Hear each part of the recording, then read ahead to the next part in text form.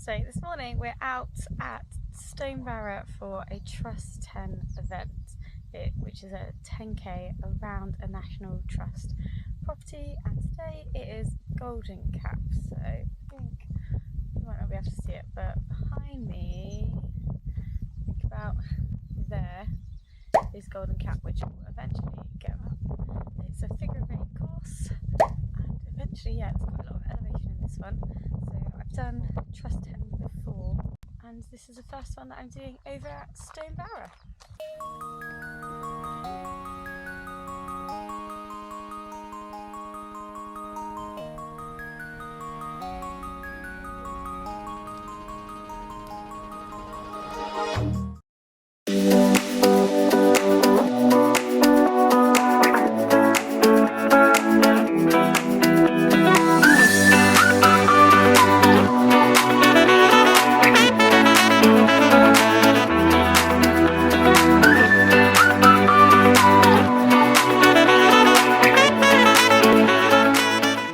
We're off on the first lap.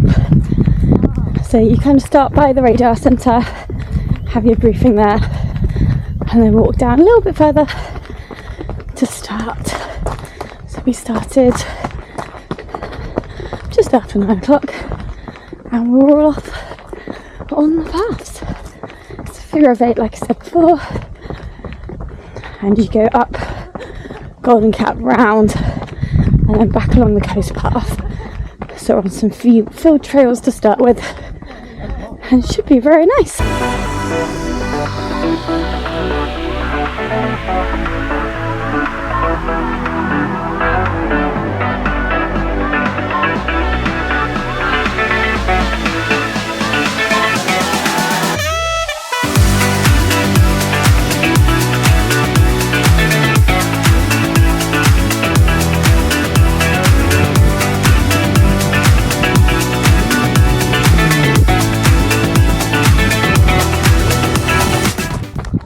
Just about 1 mile in, we've gone some ups, we've done some downs, and we're still rolling. Once you get to the farm, you're then going to turn left, so don't keep going down towards the farm. You want to turn through it. So we passed some chickens, I think there was a little duck, and then a dog, and just people tending to them, and you want to turn left before you get to the main building. There is a little flag there, but there wasn't a little sign,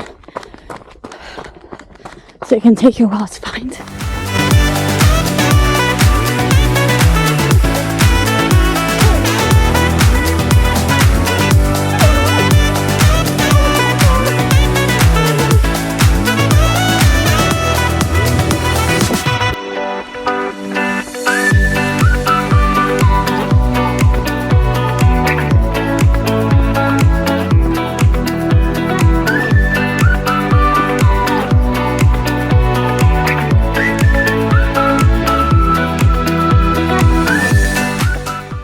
First marshal kind of checkpoint done. There's a really quite steep little tiny hill just before you get to them, so I kind of powered up on the downhill just before it, just to get up the hill. And then once you're up, you go back down, but it is quite a rocky path on the other side of the marshals, so do keep looking, make sure you don't twist an ankle or go over or anything like that. But now we're out in another field. I believe fairly soon we're going to start climbing up Golden Cap. So that is one of the highest points on the route.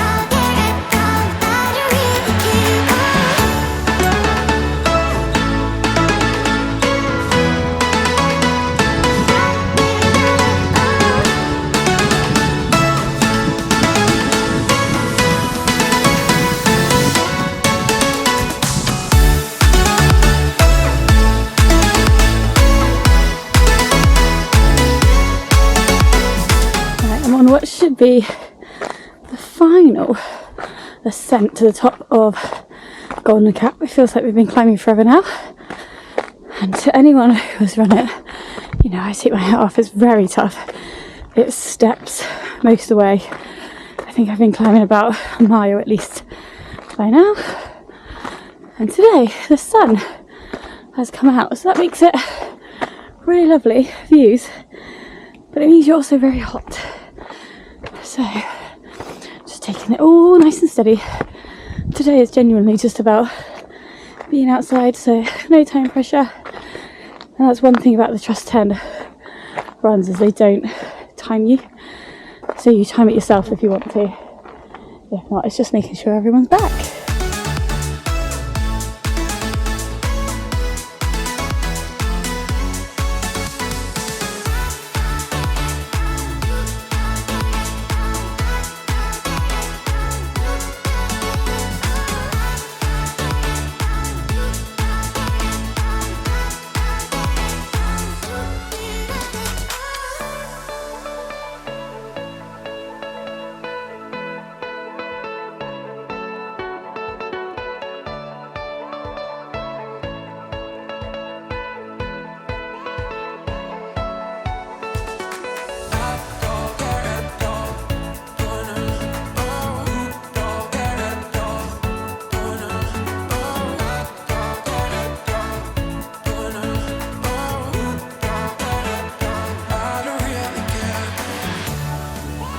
And now through Langdon Woods, so it's quite shady, which is quite nice. Bit of a breeze after having been quite exposed over on Golden Cap, which is quite nice. There was a little bit of an uphill to get here, and now it feels flat, so I don't know how long this will continue. I think, from what I remember, it's now just a gentle descent after the steps, which would be quite nice, because we're still not even halfway. But I know we've got the majority of the climbing out of the way. So now, hopefully, just gentle. I feel like that's what I keep saying. Hopefully it'll be gentle, hopefully it'll be flat. Okay? But you never really know. That was my National Trust card. So let's shove that back in and hope it doesn't fall back out. I don't know how that fell out. It's in one of my pockets. But good thing I caught it. If not, I wouldn't be able to go anywhere. My membership would be for nothing. That wouldn't be great, would it? It's so nice just to be out kind of in nature. It's lovely. So there are quite a few little Trust 10s around the country. They don't happen every week, so they happen once a month. The one at Stonebarrow also only happens kind of spring, summer. So once it turns a little bit rainy, they stop doing the run. I think because the conditions just get too slippery. It's too much of a risk with all the stones and all the mud. But yeah, there's definitely a few around. I think last time I checked, there's 6 listed on the National Trust website, and I think it's the 4th Sunday of the month that they happen. The other one that I've done was over at Tintersfield near Bristol. I did that a few times, but I don't think they do that one anymore. I think the house was going to go, they were going to do lots of work at the house, so they were going to cancel it. And I don't know if it's ever really popped back up since COVID. And then this one at Stonebarrow, I don't think it's listed on the Trust 10 website. So when you go through to the National Trust and you click on the Trust 10s, I think there's only about 4 on there. So it's almost like you've got to be in the know to come along. But this one, they've definitely advertised on Facebook, and it's been on the Facebook page for the National Trust in this area. So obviously I'm here, so it does go ahead. There's some volunteer marshals, there's a tail runner at the back, and we're just gently bobbing along, getting the 10k done. The runs themselves are pretty much self-guided. So this one has some flags out and some little pink signs, and there's only a few marshals. So if you kind of go along expecting a big park run with lots of people around telling you where to go and a race-like atmosphere, you will find it doesn't meet up to those expectations. But I think for what it is, it's a free event for the National Trust to kind of, you know, give you some time to explore their grounds. I think it's quite nice. I missed the sign there. I could have shown you what the signs look like.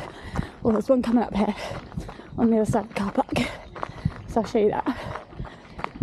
So don't think that it's going to be like a massive run. Lots of people. Here's one of the signs. There you go. So it's got a little pink arrow and Trust 10 sign. So maybe if you're walking around or running around a National Trust post and you see one of them, have a little check, see if you've got a Trust 10 event and go along. There's only 19 of us running today, and that includes the tail runner.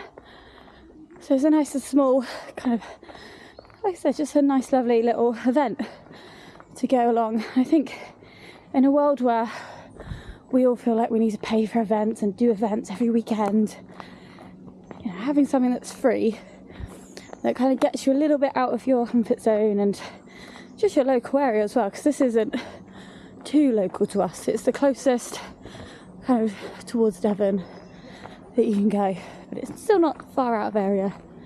So it's just nice to have that little event. You don't have to go every month. Maybe just go to one of them every year. Gives you something to do for free, to have a little explore. And then if there is like a little house or something, maybe you can go and have a look at that afterwards, cool down, have a walk, have something from the cafe, and just make a little day of it. And it won't be too expensive, because no races are like, they can be like £20 for a 10k, can't they? And this is just a nice little alternative option. Right, I think my group's catching up, so I should probably start running again.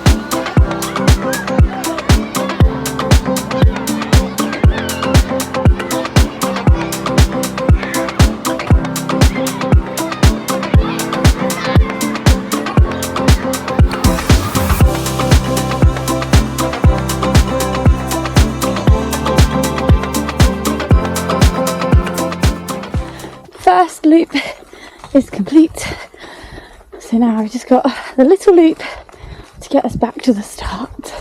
So you go through kind of the middle section just after the marshal point twice, and then you go left for the first loop and right for the second. So you're just gonna make it back up now.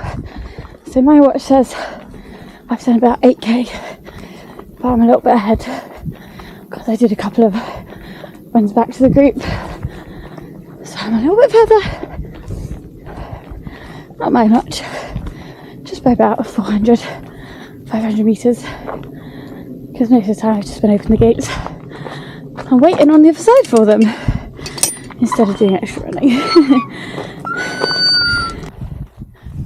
I'm not sure how much of this you can hear, but there are so many crickets and like grasshoppers.